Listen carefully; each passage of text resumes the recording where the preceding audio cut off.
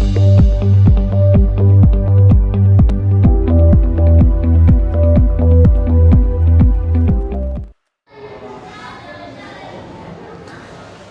my dear learners. How are you? I think you are well by the grace of Allah. ইনশাল্লাহ আমিও অনেক অনেক ভালো আছি।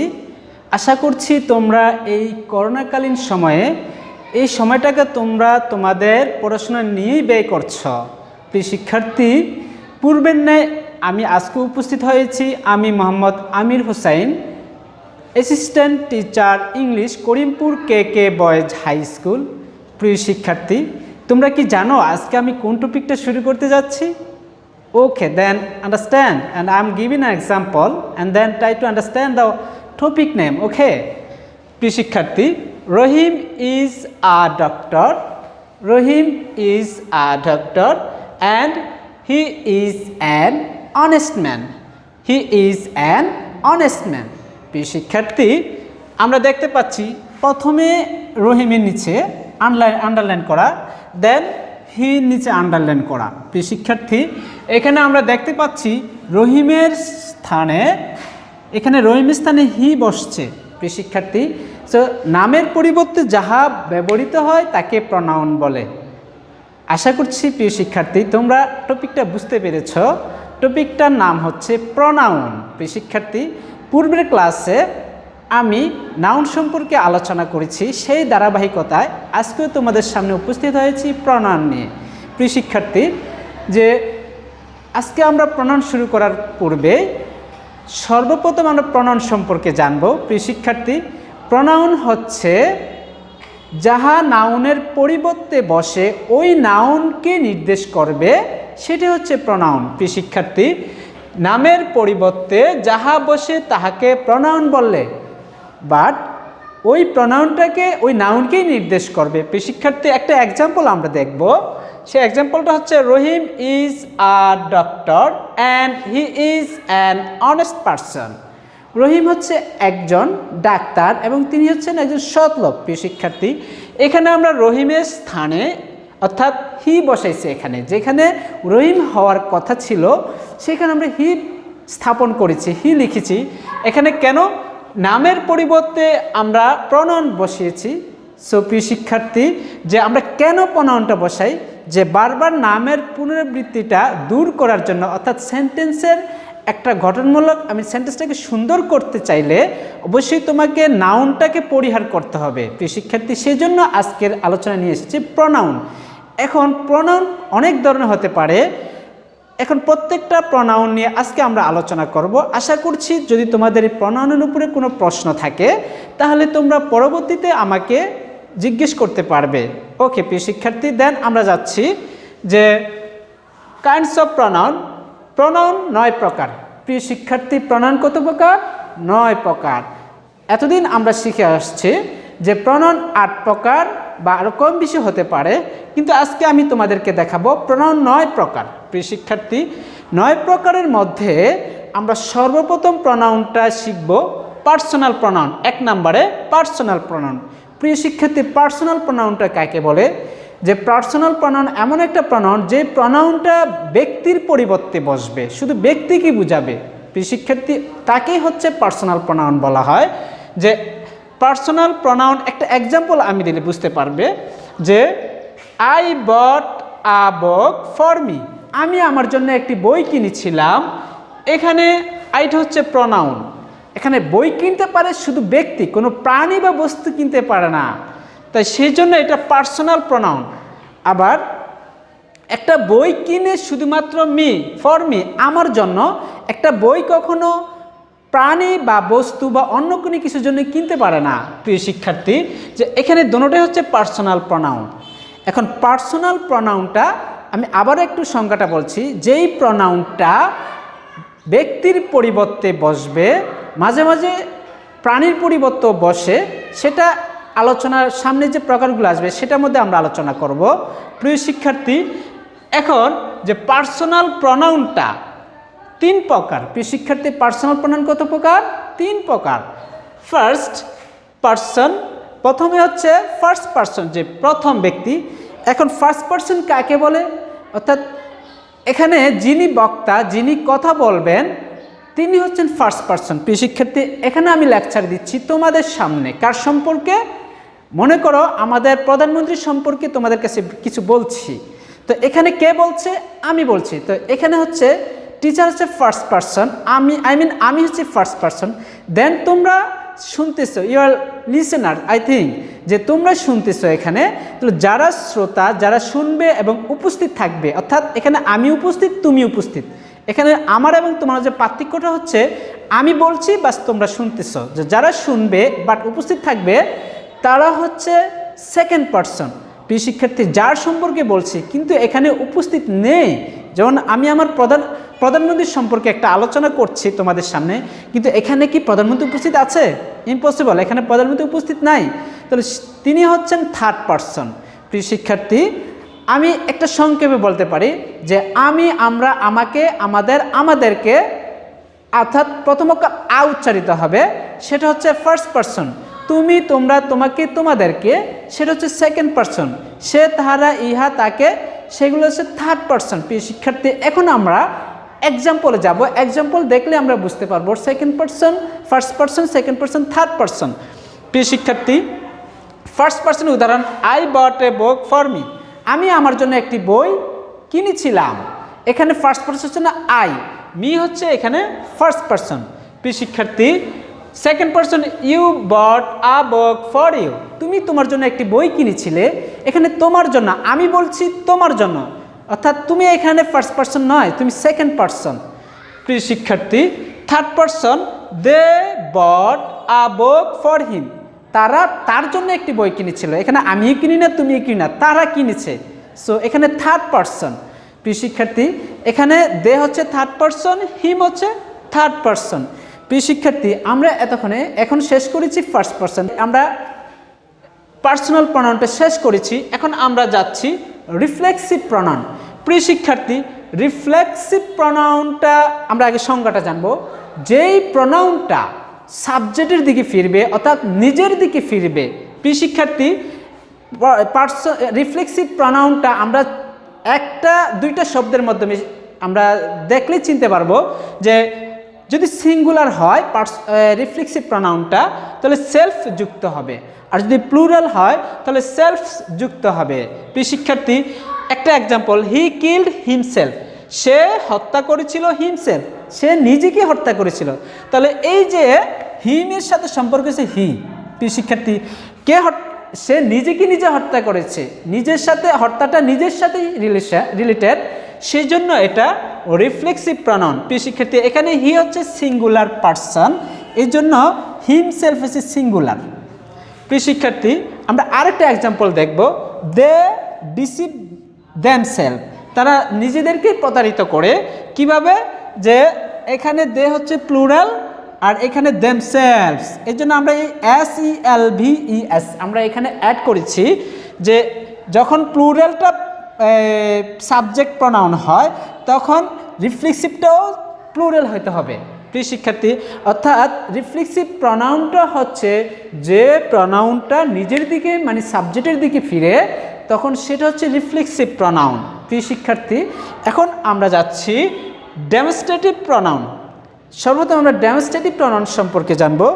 ডেমনস্ট্রেটিভ প্রনাউনটা হচ্ছে যে প্রনাউনটা সুনির্দিষ্ট ব্যাখ্যা প্রদান করবে, অর্থাৎ নির্দিষ্ট ব্যক্তি বা বস্তু কে বুঝাবে, অর্থাৎ একটা সুস্পষ্ট ব্যাখ্যা প্রদান করবে। আমি একটা এক্সাম্পল দেখি। দেখো, এখানে ডেমনস্ট্রেটিভ প্রনাউন হচ্ছে চারটা, দিস, দ্যাট, দিস, দোজ। এখানে দিস আর দিস হচ্ছে এই, আর দিস এইগুলো। এই দিস এটা কাছে বুঝাবে, আর দ্যাট, দোজ ওটা দূরে বুঝাবে। দ্যাট হচ্ছে ওইটা, আর দোজ হচ্ছে ওইগুলো, দোজ অর্থ হচ্ছে ওইগুলো। প্রিয় শিক্ষার্থী, একটা কাছে বুঝাবে, একটা দূরে বুঝাবে, আবার একটা সিঙ্গুলার একটা প্লুরাল। দিস, দ্যাট সিঙ্গুলার, আর দিস, দোজ প্লুরাল। প্রিয় শিক্ষার্থী, আরও দুইটা ডেমনস্ট্রেটিভ প্রনাউন আছে, সেটা হচ্ছে ওয়ান এবং সো। প্রিয় শিক্ষার্থী, এখন আমরা এক্সাম্পলে গেলে আমরা বুঝতে পারবো আরো ক্লিয়ারলি। কিভাবে? আই হ্যাভ আ দ্যাট বুক। আমার একটা ওই বইটা আছে। কোন বইটা? এটা সুস্পষ্ট ব্যাখ্যা প্রদান করছে, তোমাকে পরিচয় করে দিচ্ছে ওই বইটা, এটা না সেটাও না, ওই বইটা। সো এটা হচ্ছে তোমাকে একটা নির্দিষ্ট করে দিচ্ছে কোন বইটা, ওই বইটা। দেখো, this is my book, this is my duster, এটা আমার ডাস্টার। এটা সুনির্দিষ্ট একটা নির্দিষ্টতা এটা এখানে প্রকাশ করেছে যে এই ডাস্টারটা আমার। প্রিয় শিক্ষার্থী, এখানে হচ্ছে দিস হচ্ছে ডেমনস্ট্রেটিভ প্রনাউন। প্রিয় শিক্ষার্থী, আমরা আরও একটা জানবো। One, I have better one, আমার ভালো একটা আছে। আই হ্যাভ বেটার ওয়ান, আমার ভালো একটা আছে।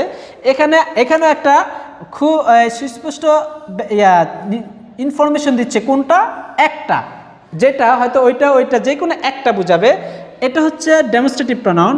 সেক্ষেত্রে আর একটা example, so we think so, আমরা ওইরকম মনে করি, এটাও একটা তোমার নির্দিষ্ট বোঝাচ্ছে কোনটা মনে করি, ওই রকম মনে করি, যেটা আমি আগে বলেছিলাম, আগে করেছিলাম, আগে খেয়েছিলাম বা আগে দেখেছিলাম, ওইটা এরকম হইতে পারে। এটা একটা তোমার সুস্পষ্ট ব্যাখ্যা প্রদান করছে। প্রিয় শিক্ষার্থী, এখন আমরা শেষ করেছি ডেমনস্ট্রেটিভ প্রনাউনটা, এখন আমরা যাচ্ছি ইনডিফিনিট প্রনাউন। প্রিয় শিক্ষার্থী, ইনডিফিনিটেড প্রনাউনটা হচ্ছে, আমরা জানি আর্টিকেলে পড়েছিলাম definite article, indefinite article. Definite মানে নির্দিষ্ট, ইনডিফিনিট মানে অনির্দিষ্ট। ঠিক সেই ইনডিফিনিট প্রনাউনটা অনির্দিষ্ট বোঝাবে, সেটা কোনো নির্দিষ্ট থাকবে না। যেমন একটা এক্সাম্পল আমি দেই যে সাম, কিছু, এখানে কোনো নির্দিষ্ট হতে পারে না।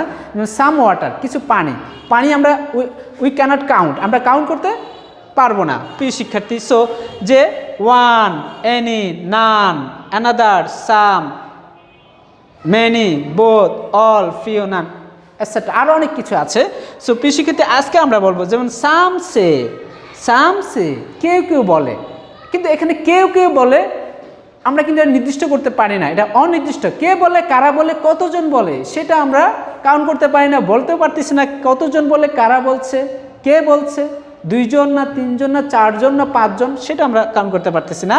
সো সেটা হচ্ছে ইনডিফিনিট একটা প্রনাউন, যে এটা নামের পরিবর্তে এখানে আমরা সাবজেক্টে দেখতে পাচ্ছি।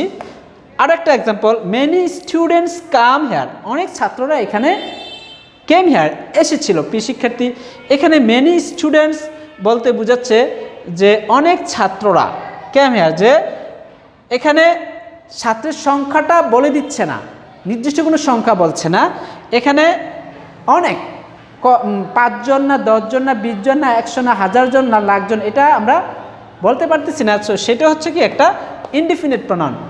প্রিয় শিক্ষার্থী, আমরা ইনডিফিনিট প্রনাউনটা বুঝতে পেরেছি। এখন আমরা যাচ্ছি ডিস্ট্রিবিউটিভ প্রনাউন। প্রিয় শিক্ষার্থী, ডিস্ট্রিবিউটিভ প্রনাউনটা হচ্ছে যে প্রনাউনটা ভাগ করা বোঝাবে। কি, আমি আবার বলছি, যে প্রনাউনটা ভাগ করা বোঝাবে সেইটা হচ্ছে ডিস্ট্রিবিউটিভ প্রনাউন। যেমন একটা এক্সাম্পল দিতে পারি, এখানে ইচ, আইদার, নাইদার, এনিওয়ান, নান, এইগুলো হচ্ছে ডিস্ট্রিবিউটিভ প্রনাউন। এক্সাম্পলে দিলে আমরা বুঝতে পারবো যে ইচ অফ দ্য বয়েজ, যে বালকগুলার প্রত্যেকে, এখানে একসাথে সবাইকে বোঝায় না, বালকগুলার আলাদা আলাদা। সো সেই জন্য এটা ডিস্ট্রিবিউটিভ, মানে ভাগ করা, আলাদা আলাদা। যে ইচ মানে বুঝাবে তোমাকে আলাদা আলাদা, যে ইচ অফ দ্য বয়েজ, বালকগুলার আলাদা আলাদা প্রত্যেকে, আর ওয়াল, ভালো বা কেম হিয়ার, আমার কাছে এসেছিল।